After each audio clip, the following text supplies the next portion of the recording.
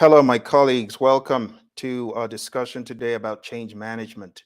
Change management is extremely important because businesses go through change all the time. Today, I will be presenting to you what I have coined as the careful change model. It's a model that focuses on the most important parts of any change. So let's jump straight into today's discussion. This will be very quick. For those of you who haven't met me, my name is Phil. I'm a project management, leadership coach, and trainer. I have been in the world of business and project management for over 2 decades. A lot of experience on the government side working with agencies such as the FBI and NASA, Department of Transport, and others. I've also been fortunate to work in a number of companies from defense and space to gaming and aero. Here are some of the organizations I've been instrumental in training, and my firm is called Praision. Very recently, I wrote a book about change management leadership, and the book was birthed out of a response to the never-ending change around us. The business landscape is constantly evolving, as you must have already realized, with 85% of senior executives reporting a significant increase in change projects in recent years. We don't need to look too far. We just look a few years back and we realize that we have all been somewhat survivors of change, if you will. I just say change survivors, especially with the crazy pandemic. If you were hit with COVID, you probably realized that you went through immense change, right? And that's not the only change that we've seen in the most recent years. We've seen a cascading array of changes. Let's talk about the rise of the smartphone. For those of you who were not born in the age of smartphones, you know that that was huge change for some of us, right? What about social media explosion? Some people are still resistant to social media, and I don't blame them, right? It's quite a big change to many people. The e-commerce boom, many of those brick and mortar stores are now out of business. The Toys R Us's of this world. Amazon has made e-commerce a permanent fixture, right? And not just Amazon, many other organizations, eBay and so on. Cloud computing revolution, artificial intelligence. Hello. If you don't see that as change, I don't know what you do see as change. AI, huge change. What about the automation wave, robots and automation? Rise of the gig economy, right? Global connectivity and growth. I could go on and on, right? Do you want more? Here's another set of change, space exploration boom.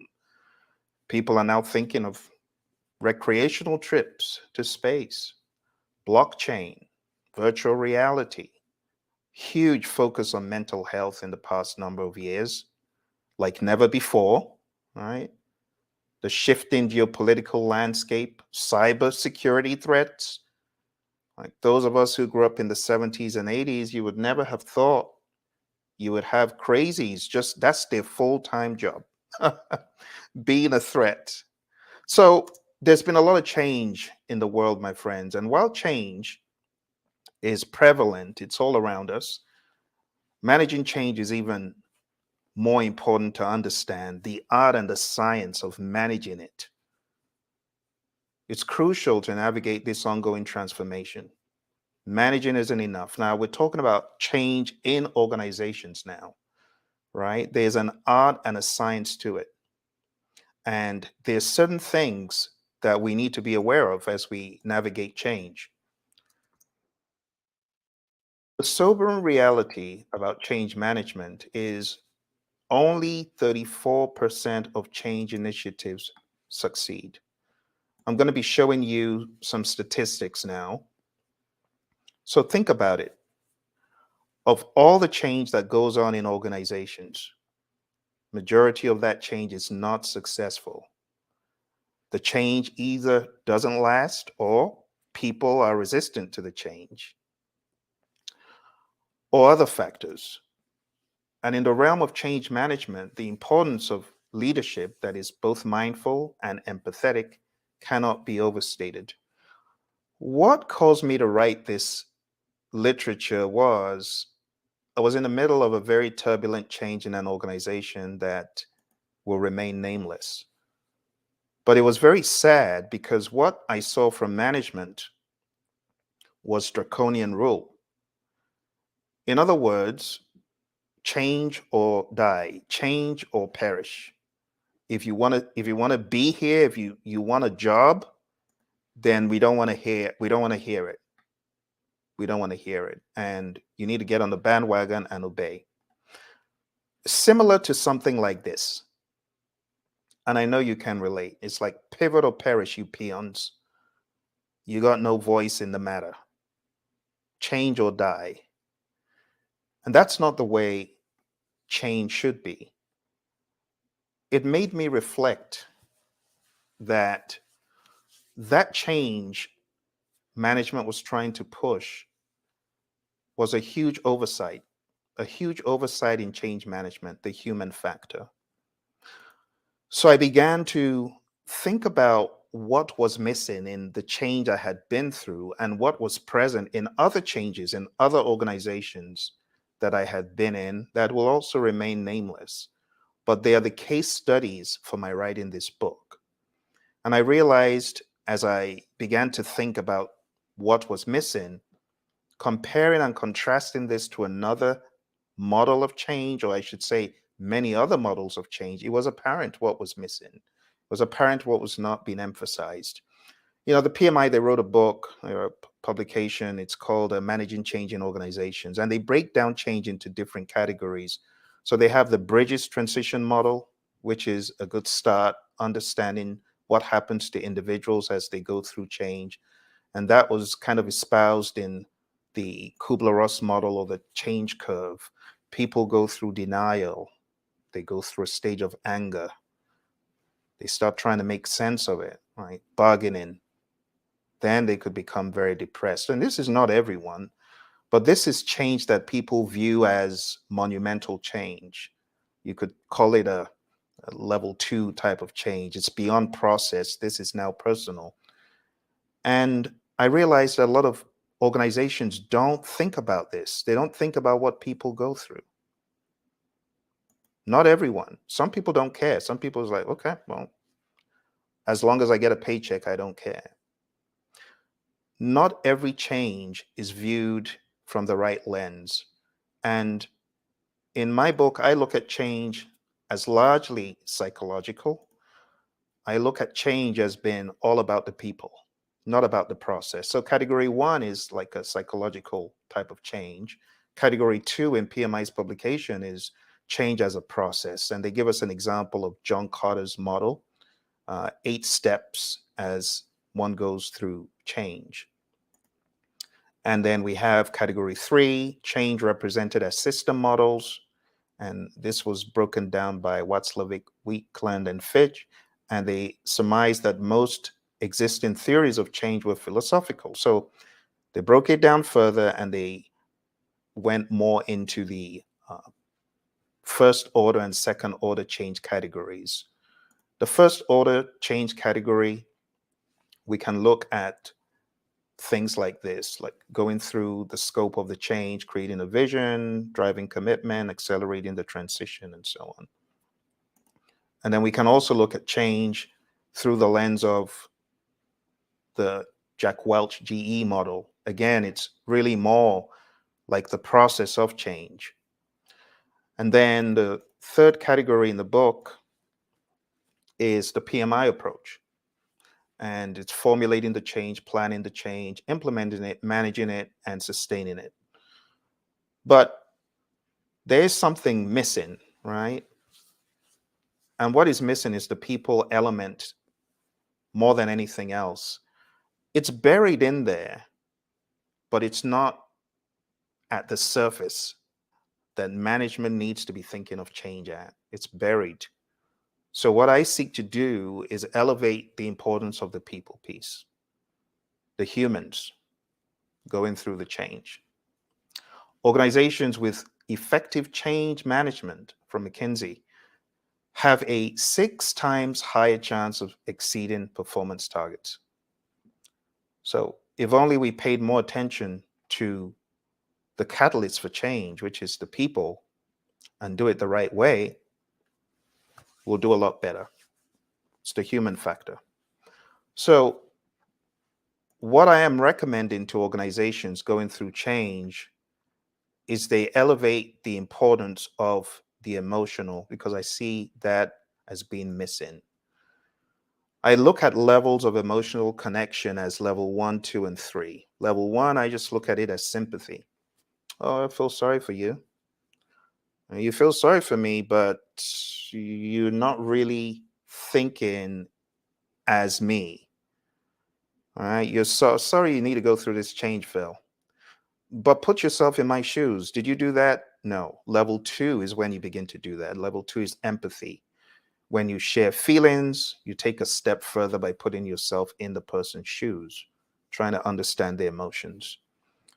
Level 3 is, in my mind, the big one that management needs to start at, and that is compassion. It's understanding, it's sharing, but beyond that, it's action. Not just saying, okay, I've heard you, I feel sorry for you. Oh, I can imagine what it will be like. Okay, now what are you going to do about it? Take action. So, this is the most comprehensive level when you combine an understanding, shared emotions, and the desire to help and moving into action. I call it traction for action. Compassion often motivates you to take action, such as offering support and finding solutions.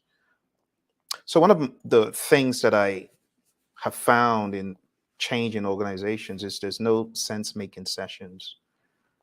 And those are extremely important to have, because when you have these sense making sessions, that's where your empathy comes through, and that's where you're able to demonstrate compassion. Okay.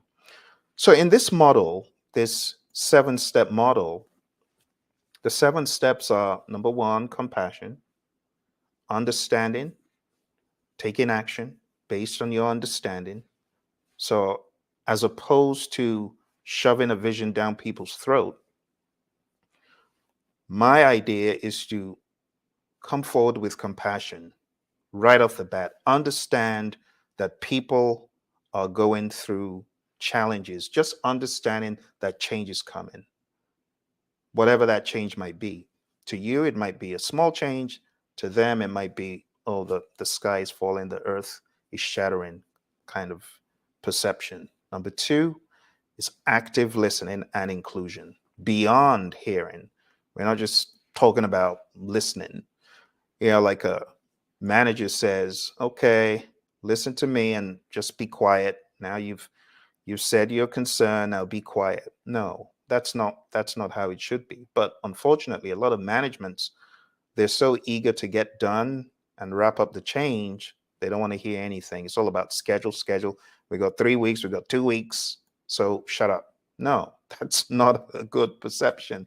It's not a good attitude where change is concerned. Number 3 takes it up a notch from just active listening and inclusion to actual dialogue. So now we're having dialogue, painting with patience, painting the picture of the future.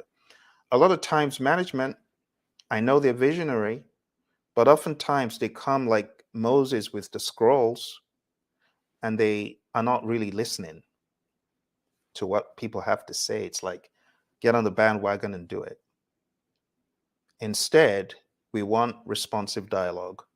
And I'm going to show you the science and the mindset behind these steps, because this model is different. This model is not meant to replace your already existing models. This model is meant to accentuate the human element majorly and to really focus on it. Number 4, empower through engagement. So when I say empower, a quote from my mentor, John Maxwell, he says, only secure leaders give power to others. How can you give power to people? You give power to them by making them part of the process, giving them the option, conferring that authority, giving them part of the puzzle to put together. Not, this is what we're going to do. No, empower as much as you can. So empower through engagement. get them engaged, get them part of unraveling the plan, and do it early, right? And craft a collaborative timeline. A lot of times people will just tell you, oh, we got 5 months for this change. But in my mind, there needs to be dialogue about a timeline. I'm not saying it's always possible, but in my mind, there needs to be dialogue. Excuse me. There needs to be a lot of dialogue. All right. Let's go to number 5. Number 5 is flexibility in planning. I just call it being agile. So while you have a timeline that you're thinking of, that you've collaborated on, that you've worked on, there may be opportunities and you got to be flexible. Number 6 is unite and empower. So join forces, high level management, join forces with mid-level management, join forces with lower level management, and just look at this as a servant leadership thing. Look at it as a circle without one single person being pointed at in the middle, but understanding this is collaborative. So unite and empower. And you're empowering people in their own respective silos and departments to champion the change, not as a command, but as an empowerment, right? Truly valuing people and seeing the value in all those individuals that you want to change, right? You're thinking, I want my people to use SAP, and your people have concerns because some of them have been using a different system for the past 30 years. And you just want to shut them up and shove them down the alley and say, pivot or die. That's not how to do it. A lot of companies are guilty of this approach. Some of them not as overt, like pivot or die, but it's still draconian rule in a lot of firms, sad to say. Number 7, finally, you got to be lean and you got to think about learning. People have to learn, and you also need to think about the longevity. So we have 3 components in letter L. First of all, you want to do it as painlessly and as efficiently as possible. Secondly, you want to give people ample opportunity to learn and understand that people are diverse in how they learn, right? Remember the J curve that we just looked at? And then longevity. You got to make it a lasting change. And you know how to make it a lasting change? There are many variables, but the key variable is buy-in, understanding, feeling that this is part of my solution, not the solution management brought, but this is part of my solution. I was part of this. I own this as well. Not management pushed it and pushed it and pushed it on us. Whether it's a system, whether it's a business process that you're re-engineering, you got to get more traction from people. The next thing I want you to observe here are the arrows, very subtle at the top. But the arrows at the top are just here to make you see there needs to be a PDCA mindedness to it, right? A plan, do, check, act mindedness about it. You don't just say, oh, I'm done with compassion, then I move on to active listening. No, no, no. You're always in the compassionate state. You're always in the active listening state.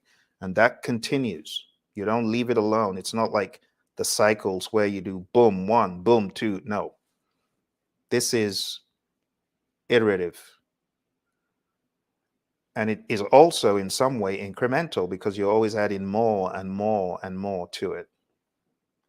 So that is the general idea behind this model. But let me also share with you a few other statistics behind the model. Leaders who demonstrate empathy see a 21% increase in team performance. And that's why in the beginning I said, it's not enough to have sympathy. You got to up the ante to empathy, right? And then you got to demonstrate the empathy, right? You got to be compassionate. And employees who feel supported are more likely to embrace change. The next one, A for active listening and inclusion, beyond hearing. Actively listening employees are 4 times more likely to feel valued, says Forbes from a recent survey. Inclusive listening fosters trust, not pushing the agenda and saying, now listen up, people. No, including them, right? And it ensures everyone's voice is heard. Now, when it comes to dialogue, organizations with open communication are 4.7 times more likely to outperform competitors. You want to do good in your organization, you want your change to go the extra mile, you got to be open in your communication. It's sad when management hides the agenda and then they come out like Moses with the scrolls and pushing things on people. That's not the way to do it. So two-way communication, dialogue builds buy-in. Number 4, empowered through engagement, crafting a collaborative timeline. Employees involved in decision making are 3 times more likely to be highly engaged, says Reich, 2023. The understanding here is that collaboration fosters ownership and commitment to the change. Number 5, flexibility in planning. Planning the path forward and being agile about it. So from the PMI, they obviously smell the coffee, which is why they bought Discipline Agile. We now have the ACP and a suite of other certifications because it's obvious that Agile is the way forward. But Agile projects are twice more likely to succeed than traditional ones. This is from PMI. This is, oh, the irony. This is from PMI. Adapting to unforeseen challenges increases the success rate of change initiatives. Number 6, unite and empower. Strong leadership support increases the chance of successful change. This is from ProSci, Masters in Change Management, and the ADCAR model.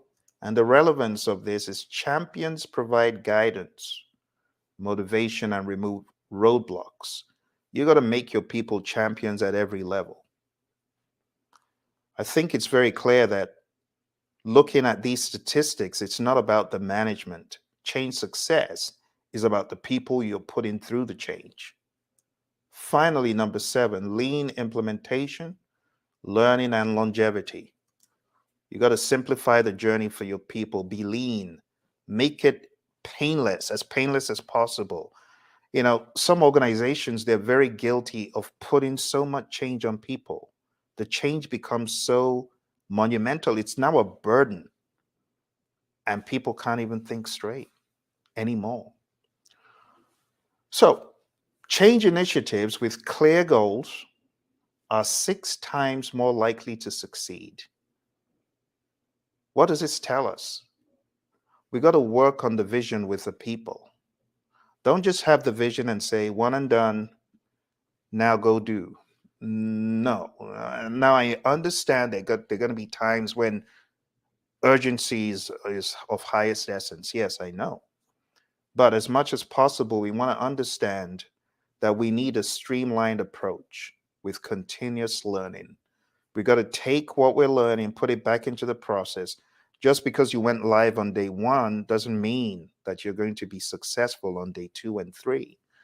So you always want this lean-mindedness, you know, this plan, do, check, act, or this retrospective mindedness. So always look back and say, what could we have done better? Let's do it. Not just what could we have done better, but actually do it. So what makes the careful model different? What makes it different is you can use this model with any of the models you're using, but just be super aware of the human aspect. The human aspect is massive. There's a lot of change going on, but a lot of it is not successful. The greatest leaders are those who walk the path of change in the shoes of the followers, understanding the journey's terrain through their eyes. You want to be a great leader? Have some empathy. Step one, compassion. Compassion and understanding, that's the starting point. So, this principle in the careful model, it became vividly clear when I observed colleagues who had relied on certain tools since the 1980s. I was in this organization that will remain nameless, and my mentor in the organization was distraught. The poor guy had been using these tools since the 80s. Now, here's come SAP. Think about the dynamic. You feel I'm no longer useful. All my skills and all my dexterity on that system, and it was a blue screen, like those old. So imagine these people being told you gotta get on the bandwagon of SAP. No sense making, just work or die command. Not good, not good, not good. And just seeing people grapple, it made me start thinking. I mean, this is way back. This is way back. But in a lot of companies, nothing has changed. They were very reluctant, and that's why management started powering up on them. And their reluctance wasn't a rejection of innovation. We understood, yes, SAP is great. It's got all these fancy, you know, tools and the fancy GUI. Yes, it was just a plea for recognition. It's very sad. I actually kind of get emotional talking about it because my mentor was distraught. So imagine a company is going through change. You have people who have been used to certain systems and process, and you're almost terrorizing the people. That's not ideal. It's not ideal. I talked about level 1, 2, and 3 in the beginning, and I said we need to get to compassion, right? Compassion is, yes, I know you studied hard. Maybe I can help. Let's do this, as opposed to level 1. Uh, oh, that's sorry. I'm so sorry you failed, right? You recognize your sadness, but you ain't doing nothing about it. You got an 80, or maybe you got a 90. They got like a 30. And some people, they honestly would say, oh, I'm sorry to hear that, but the next minute they're off. Level 2 is, I know how much you studied for that test. You must feel terrible, kind of resonating with the emotions. But what are you going to do about it? A lot of management, they know they're being draconian, but they don't care. And they ain't doing nothing about their bad behavior. You can do your management a favor and send them this video. Send them the video. Oh dear. Okay. So we got 3 silos here, my friends. I really want to hit home the difference between sympathy, empathy, and compassion. Sympathy is like pity for someone's misfortune. Empathy is the ability to understand and share the feelings of another. Compassion is a deep awareness of and a wish to jump in and act and to act. Okay? So we want to have that compassion. We don't want to be like this horrible boss. It's like pivot peons. Yeah, we don't want to be like that. We don't want to be like this guy. Oh, listen to me and don't say a word. We don't want to be like that. We want to have that compassion, right?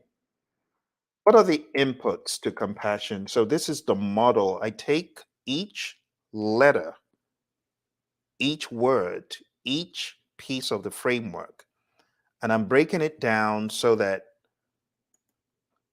everyone truly understands what the inputs to this could be, what they could look like.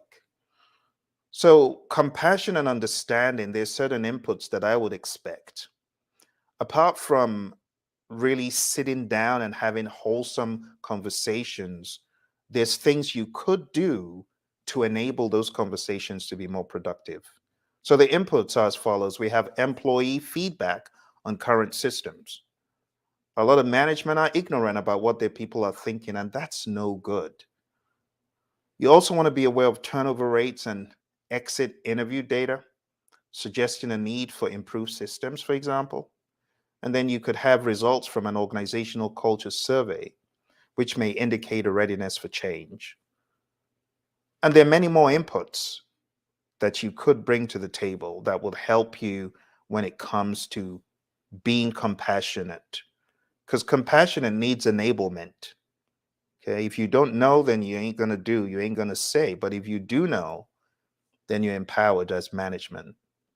The tools and techniques for compassion and understanding.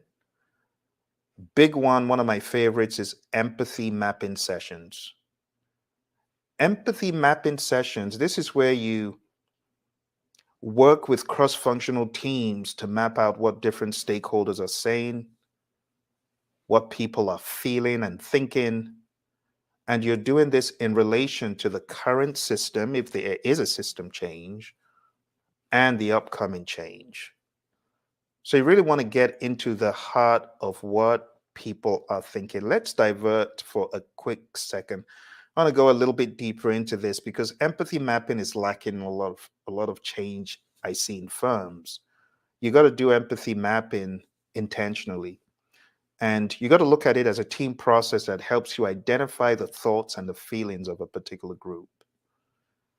It could be the entire organization, it could be a subpopulace in the organization, but you do it by looking at the issue through the employee's eyes, right?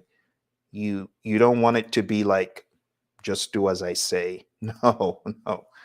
You actually want to get into the mind, okay? So the variables that you want to track in an empathy mapping session are what the people say, what they're thinking, what they're feeling, and doing. I used this example because what prompted the book was an SAP tyrannical push. And for example, the stakeholder could say, our current system is slow and not user friendly. I hope the new system will make month end closing easier. What are they thinking? Will I be able to learn the new SAP system quickly? What if my job becomes redundant with the new automation? This was a genuine concern of a lot of my colleagues in that firm. What are they feeling? Anxious, anxiety about the change. You know, I often talk to my sister who is in this area of diversity and inclusion, and there's this misnomer that diversity is all about race, orientation, religion, and that's part of it, but that's not all of it. A lot of it has to do with diversity of thinking, neurodiversity, diversity in perceiving the world around you. Not everyone is bulletproof to change. Some people, they don't care, they're so resilient, but other people are very fragile. So as leadership, we need to be thinking what our people are thinking or concerned about. That's why this is an empathy map. Empathy is feeling what other people are. And the empathy map helps you become more aware of their feelings. Some people are anxious. Some people excited about the potential for less manual work, but not everyone is like that. My mentor, he was so concerned. He thought, that's it. They're getting rid of me. They're edging me out. Even though that wasn't why. I mean, he's not the only person who used that antiquated system, if you get what I mean. And shares concerns with colleagues, starts reading about SAP to prepare for the change. So it helps you identify the thoughts and feelings of a particular group. Could be customers, but this case, we're looking more at employees. This could also be used in design thinking. If you're doing this in design thinking, yes, you would really be thinking about your customers more. But if you're doing this with a change in the organization lens, in this case, your customers are actually the people in the firm, it's the stakeholders. Okay, I like this one from Mind Tools. It's a very clear idea of how this could be. So you could have people in the room either sharing firsthand, or you could have post-it notes that are stuck in these sections. Who are we empathizing with? What do they need to do? What do they see? What do they say? What do they do? What do they hear? And what do they think and feel?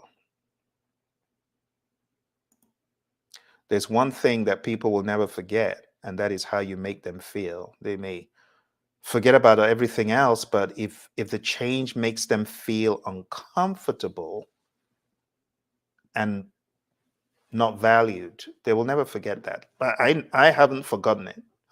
This is going on. I don't want to give you the timeline because you know the company, but this is going on several decades, you know. But I won't forget the feeling because I empathize with my mentor. I felt so bad for him, and this is a guy who taught me. He sat me down and taught me all I needed to know about that system. So I was really feeling his pain, really feeling his pain. All right. So for those of you who just come in, we're talking about the aspect of compassion in my framework, the careful model.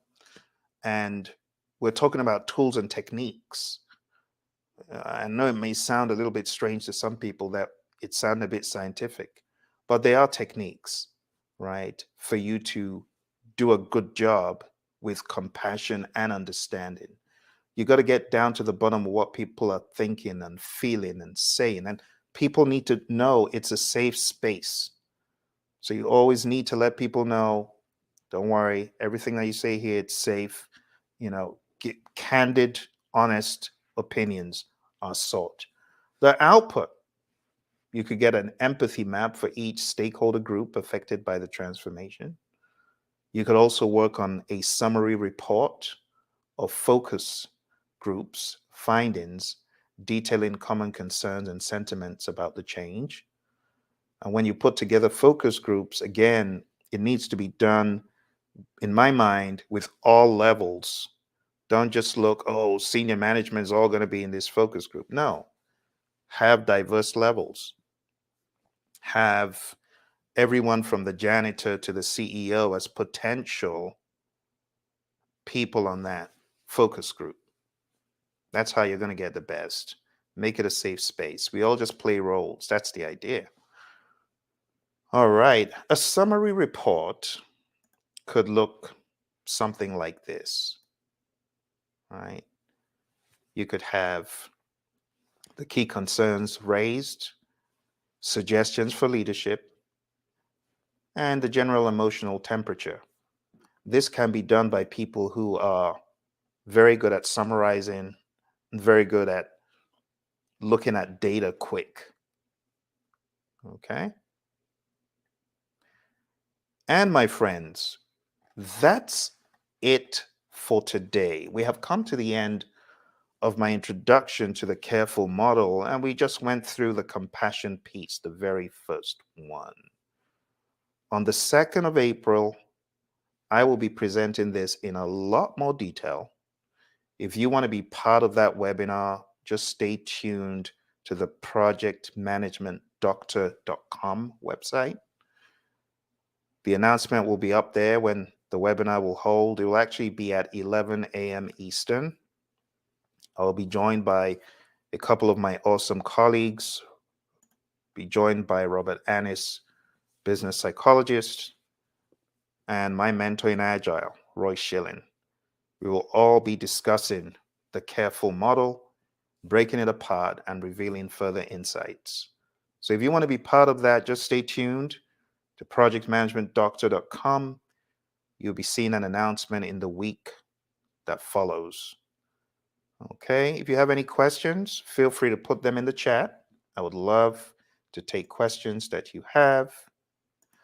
I see that we had a chat come in, and this is from Dirk. Well, thank you, Dirk, for chatting in. Dirk says, hello, lived in the Caribbean. How can I get my hands on some of your materials? So, Dirk, the best way to get some of my materials, and I'll just share this with you. You could go on Amazon. There are a number of books that you can find on Amazon, but you can also find books on this site. Let me see if I can send you a link to where you can find some of our materials. If you go to the praizion.com site, which will lead to the website I just mentioned, the projectmanagementdoctor.com, You will also be able to get some of our courses. You'll be able to download some of our materials. This book is on a different website. And let's see if I can get it up to share with you. I will put a link, actually. I'm going to put a link to the book. And thank you for asking. Let's put a link to the book.